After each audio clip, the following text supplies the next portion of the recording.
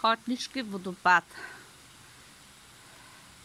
11 ноември 24 година.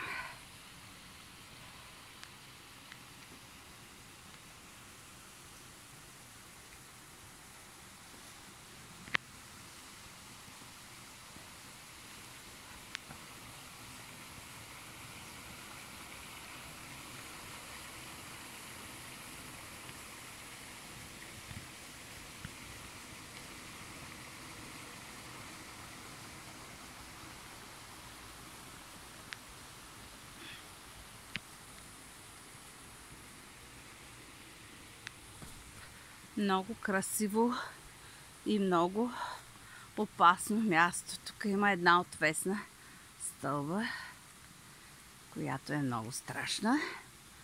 Нагоре има още едно мостче, надолу също има много мостчета.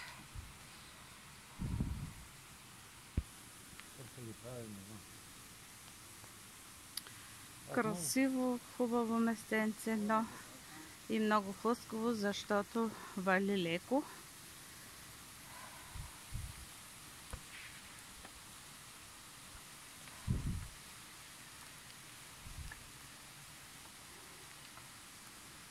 Ето колко е стръмно нагоре.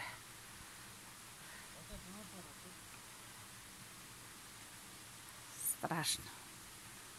Страшно красиво и страшно опасно същевременно, защото е много хлъзгаво в момента.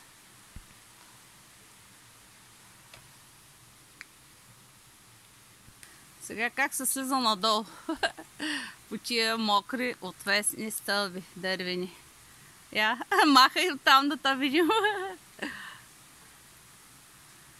Опасно е.